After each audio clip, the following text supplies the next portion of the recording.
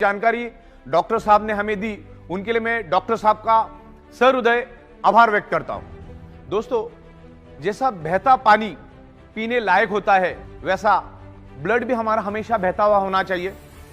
Blood circulation अगर हमारा disturb हो जाता है तो उसमें बहुत सारे बैक्टीरिया, बहुत सारे वायरसेस क्रिएट होते हैं और मल्टीपल बीमारी हमारे शरीर में पैदा होती है। ब्लड सर्कुलेशन के मैकेनिज्म को समझने से पहले हमें कुछ बातों को समझना है।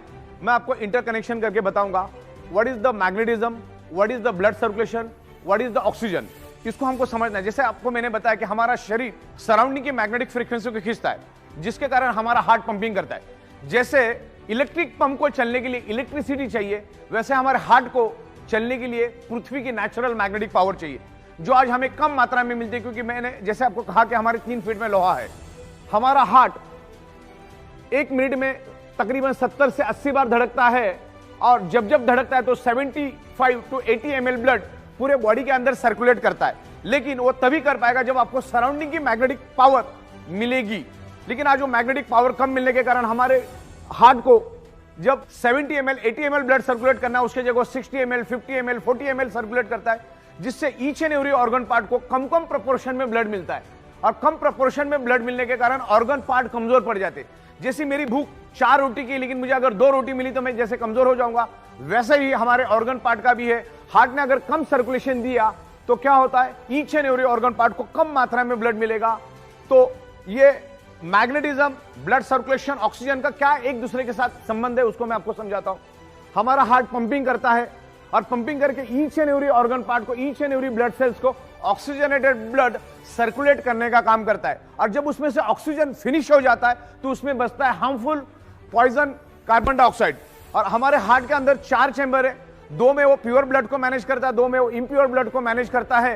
तो पहला तो उन्हें ऑक्सीजनेटेड ब्लड हार्ट ने सर्कुलेट किया, अब उसमें से वापस डीऑक्सीजनेटेड और कार्बन डाइऑक्साइड वाला ब्लड हार्ट वापस से हार्ट में पूल करता है, हार्ट के पास खींच के लेता है। और जैसे वो खींचता है उस ब्लड को heart with in a fraction of second lungs में पुश कर देता है। और जैसे ही वो इम्प्योर ब्लड लंग्स में आता है, उस इम्प्योर ब्लड के अंदर हीमोग्लोबिन नाम का प्रोटीन होता है, और उस हीमोग्लोबिन प्रोटीन के अंदर एक आयरन नाम का कंपोनेंट होता है। और आयरन कंपोनेंट में एक unique special ability and capacity है, वो लंग्स में मौजूद ऑक्सीजन को एब्सॉर्ब करता है और कार्बन डाइऑक्साइड को रिलीज करके, डिस्चार्ज करके ऑक्सीजन को एब्सॉर्ब करता है और हार्ट के दूसरे चैम्बर में आके गिर जाता है। और हार्ट उसको पंपिंग करके each and every organ part को, each and every blood cells को ऑक्सीजनेटेड ब्लड सप्लाई करने का काम करता है।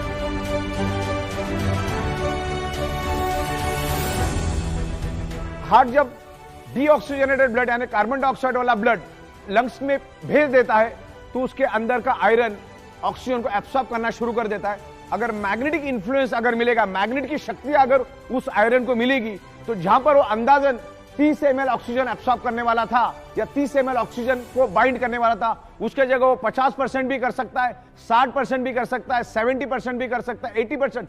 यानी ऑक्सीजन मैक्सिमम मात्रा में वो आयरन खींचने की कोशिश करेगा अगर आप पे मैग्नेटिक इन्फ्लुएंस है तो। आज ईच एंड एवरी पर्सन को मैग्नेटिक पावर कम मात्रा में मिल रही है, क्योंकि आज हमारे 3 फीट में लोहा है।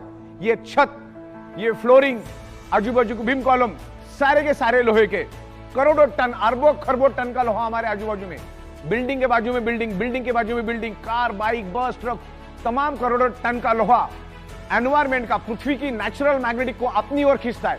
क्योंकि आयरन का टेंडेंसी मैग्नेट को खींचना, मैग्नेट की टेंडेंसी आयरन को अट्रैक्ट होना, तो उनके दोनों के खींचातानी में हमें जो कुदरत ने मैग्नेटिक पावर दी है, हमारे शरीर को, हमारे हार्ट को पंपिंग करने के लिए जो मैग्नेटिक पावर दी है, उसको लोहा खींच के लेके जाता है। हमारे शरीर को कम मात्रा में मैग्नेटिक पावर मिलती है, जिसके कारण हमारा हार्ट का पंपिंग कमजोर पड़ जाता है, स्लो पड़ जाता है, और जिसके कारण हमारा फिर बॉडी का ब्लड सर्कुलेशन डिस्टर्ब होता है।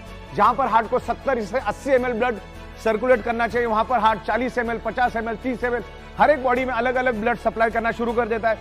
तो ऑर्गन पार्ट को कम मात्रा में ब्लड मिलता है। Organ part means blood cells, तो ब्लड सेल्स को कम मात्रा में ऑक्सीजनेटेड ब्लड मिलने के कारण ब्लड सेल्स कमजोर पड़ जाते। ब्लड सेल्स कमजोर पड़ने से ऑर्गन पार्ट कमजोर पड़ते, और ऑर्गन पार्ट कमजोर पड़ने से उसमें डिसफंक्शन, डिसऑर्डर, अलग अलग टाइप के डिसीज जनरेट होते हैं। और हमारी जो 125 से 150 साल चलने वाली जो बॉडी है, उसको हम 30, 40, 45, 50, 55, 65 में पूरी तरह से खत्म